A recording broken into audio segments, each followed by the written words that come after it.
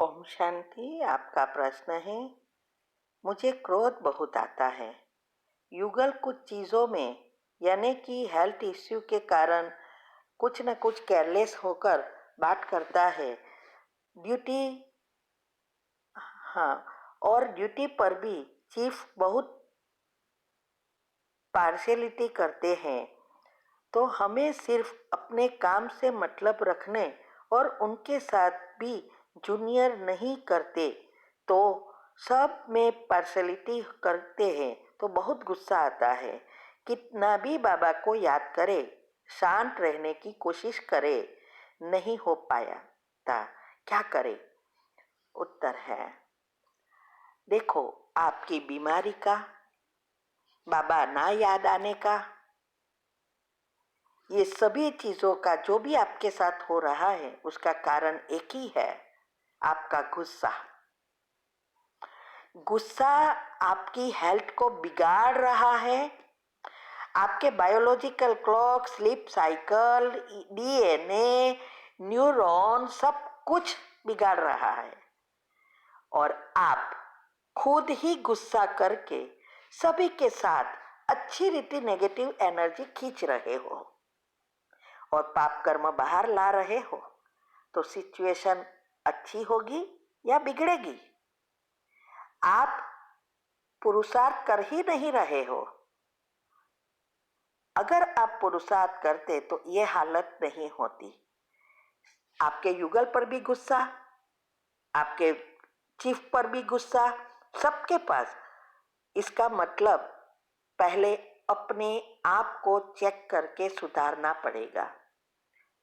और हमें ये अगले के 2 प्रश्न के उत्तर में भी आप सुनो, आपके साथ जुड़ा हुआ ही उत्तर मैंने दिया है तो वो सुनो। इसमें मैंने विधि बताई, वो विधि करो, आपको भी यही लागू पड़ती है। तो इसके लिए अगर आपको युगल केयरलेस है, अगर आप कहेंगे केयरलेस है तो वो ज़्यादा केयरलेस बनेगा ही। तो इसके लिए भी हमने बताया है, एक छोटी कमेंट्री 12 मिनट की रखी है कि युगल को कैसे बदलना है। स्टाफ को आपको लग रहा है कि वहाँ भी प्रॉब्लम है तो उसके लिए भी हमने यूट्यूब पर भी रखी और प्रश्न के उत्तर में भी भेजी थी कि सुबह में क्या करना है, ऑफिस में जाके 2 मिनट ही क्या सोचना है।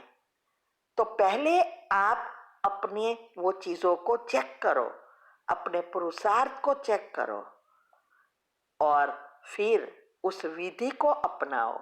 अगर विधि नहीं है तो सिद्धि मिलेगी ही नहीं और आपकी तबीयत और ही बिगड़ेगी और आपको मदद करने वाला कोई नहीं होगा उस समय। न तो आपका माइंड चलेगा, न कुछ कर सकेंगे। अभी भी समय है, चेक करके चेंज करो। कितना कमाया वो महत्व का नहीं है, कितना बैलेंस रखा जीवन में वो महत्व का है। ऐसा सीखना है कि कम समय, कम मेहनत में ज़्यादा अच्छी रीति कमाकर घर में और शरीर का सभी चीज़ों का बैलेंस रखकर अवस्था अच्छी बनानी है। क्योंकि अंदर से आप खोखले हो गए हो, खाली है, सूक्ष्म एनर्जी ड्रेन होती जा रही है और ऊपर से खींचते रहते हो। लेकिन अगर सूक्ष्म में होगा तो स्थूल ऑटोमेटिक सब कुछ अच्छा होकर आता रहेगा। लेकिन सूक्ष्म खाली है तो स्थूल से कुछ नहीं मिलने वाला। ये बातें याद रखो। तो अपने आप चेक करो। हमारी 15 ऑडियो तीव्र पुरुषार्थ ग्रुप में भी आती है, वो अच्छी रीति सुनो और अच्छी रीति प्रैक्टिकल करो। उसमें से पॉइंट निकालो, आपको कौन सी जगह पे चेंज करना है। यूट्यूब पर भी सब कुछ रखा है तो ये करना पड़ेगा। ऐसा नहीं टाइम नहीं है, हम भी जॉब करते थे, हमारे भी बहुत छोटे 3 बच्चे थे, सब कुछ करते बैलेंस करते करते यहाँ तक पहुँच गए। तो ये करना है, ठीक है। ओम शांति। आपका प्रश्न है कि मैं पढ़ाई खेल सब में बहुत होशियार होने के बावजूद मुझे खुशी आनंद सुख का पता ही नहीं था। ऐसा लगता है कुछ खराब समय जिंदगी में होने की वजह से। इसीलिए प्रेम के सागर के संतान होने के कारण सबसे प्रेम करूं, आनंद महसूस करूं, ये मुश्किल लगता है। प्रेम आनंद का एक्सपीरियंस नहीं होता, क्या करूं? उत्तर है, आपका अगला प्रश्न भी आपका ही था शायद। तो देखो, प्रेम आनंद खुशी शांति वो हमारे अंदर की आत्मा की फैकल्टीज है, सूक्ष्म शरीर में है। और आप ढूंढ रही हो बाहर लोगों में, तो नहीं मिलने वाला। आपको जो चाहिए वो देना सीखो। तो आपको पहले लिस्ट बनाओ कि आपके जीवन में क्या चाहिए, और फिर उस लिस्ट अनुसार सारा दिन सोचो और सुबह में सबको ऐसे वाइब्रेशंस दो कि जैसे सब कुछ अच्छा हो गया है। हमने बहुत सारी ऐसी कमेंट्री रखी है, कैसे सकाश देना, कैसे संस्कार परिवर्तन, और सबकॉन्शियस माइंड के नियम जितने आप फॉलो करेंगे उतना आपकी ये सारे प्रॉब्लम समाप्त हो जाएंगे। तो ये जो सबकॉन्शियस माइंड के नियम विरुद्ध आप कर रहे हो, जब उसके नियम अनुसार करोगे, विधि अपनाओगे, तो थोड़े समय में ज़्यादा काम कर सकोगे।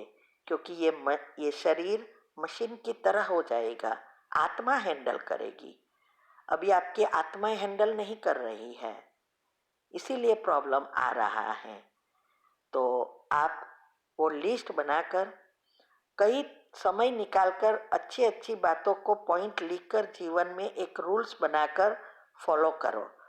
क्योंकि पढ़ाई में वगैरह में होशियार होना ये तो आईक्यू है, कल ही हमने ये लिखा भेजा है। ये स्थूल बुद्धि का आंक है, लेकिन स्थूल बुद्धि के साथ ईक्यू पॉजिटिव हो तो हमारे जीवन में प्रगति ही प्रगति होती है। अगर हमारा ईक्यू नेगेटिव है तो हमें विनाश के पंथ पर ले जाता है, शरीर को बीमार बनाता है और हमारे जीवन को भी नष्ट कर देता है। तो ये I Q, E Q, S Q और पी क्यू, ये चारों का बैलेंस करना है। ये कल ही हमने टॉपिक प्रश्न के उत्तर में भी रखा है और यूट्यूब पर भी रख दिया है। तो ये इस बातों को समझो कि आपकी आईक्यू है, लेकिन आईक्यू के साथ ईक्यू माना भावनाएं नेगेटिव है, क्योंकि शरीर की ही सभी चीजें आप देख रहे हो। तो अगर हमें कोई भी चीज को अच्छी रीति करना है तो उसको परिपक्व करना पड़ता है। जैसे पानी गर्म होता है तो भाप नहीं बनती, भाप बनने के लिए पानी को उबालना पड़ता है, तब उसमें से भाप निकलेगी। ऐसे ही सिर्फ रूटीन अनुसार मुरली सुन लेना, योग कर लेना, इससे अग्नि उत्पन्न नहीं होती। उसको ज्ञान को उबालना पड़ता है, तब योग अग्नि प्रकट होगी और आपके संचित कर्म भस्म होकर आपकी सारी सिस्टम रिसेट हो जाएगी। हमारी एक ही कमेंट्री अगर आप सुनो जो अभी हमने रखी है, जो हमने हमारी बीपी डायबिटीज वगैरह को कंट्रोल करने के लिए 6 महीने में सब चला गया दवा बिना, वो चीज़ हमने की। वो कमेंट्री जो बनी है वेरी नाइस बनी है, सारी सिस्टम को सेट करने की। इसमें ही आपको पता चल जाएगा कि सारी सिस्टम रिसेट करने में क्या क्या होता है। वो भी आप सुनेंगे तो भी आपको समझ में आ जाएगा। तो ये बातों को अच्छी रीति समझना है, तब आपकी हर एक प्रॉब्लम से आप मुक्त हो जाएंगे। अभी ऐसा लगेगा कि समय नहीं है, समय नहीं है, तो समय नहीं मिलेगा। हमें भी 24 घंटा ही मिला है, लेकिन आपने देखा होगा हमारा चार्ट, 5-6 घंटा तो बैठ के योग है, 4 घंटा सेवा के लिए है, घर का काम और कर्मयोग है, सब करते हैं। बच्चों के भी बच्चे हैं, उनके लिए भी भोजन बनाते हैं, सब कुछ करते हैं। और तो भी हम कभी नहीं कहते कि हमें टाइम नहीं है। ठीक है, तो ये बातों को प्रैक्टिकल करो। ओम शांति। आपका प्रश्न है, ज्ञान में बहुत समय से चलते हैं, धारणा भी पूरी है, लेकिन योग की बहुत कमी है। परिस्थिति भी बहुत आती है, फिर थोड़ा से योग करती हूँ, लेकिन फिर से अलबेली हो जाती हूँ। तन भी साथ नहीं देता, रास्ता बताइए। तन के रोग भी बहुत है, व्यर्थ संकल्प भी बहुत तेज से चलते हैं, चलते ही नहीं बल्कि भागते हैं। उत्तर है, देखो, आज आपके ऊपर के 3-4 जो भी प्रश्न के उत्तर दिए हैं वो सब सुनो।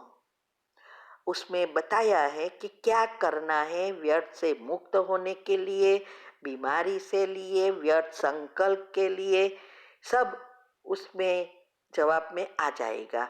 और वो चीज़ जो हमने बताई है वो अच्छी रीति फॉलो करो। योग में अगर पक्का नहीं बनेंगे तो ये प्रॉब्लम और ही बढ़ते जाएंगे। इसीलिए ये बातों को अच्छी रीति समझो। और YouTube पर भी हमने सब कुछ डिटेल में रखा है, राज के साथ। आपके व्यर्थ से मुक्त होने का एक ही साधन है कि इस राजों को समझने का प्रयत्न करो। और जो भी विद्या मैंने बताई है, जो हमने हमारे जीवन में किया और यहाँ तक पहुँचे, गृहस्थ में रहते, वो सब हमने पर्सनल भी बता दिया है। तो एक के एक बातों को, ऐसा नहीं इतने सारे टॉपिक कब करेंगे, नहीं तो कभी शुरू ही नहीं करेंगे तो कभी फायदा होगा ही नहीं।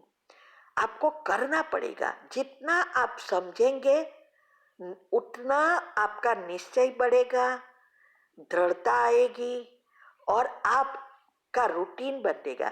जब तक हमारा बायोलॉजिकल क्लॉक और स्लीप साइकिल रिसेट नहीं होती तब तक मेहनत है।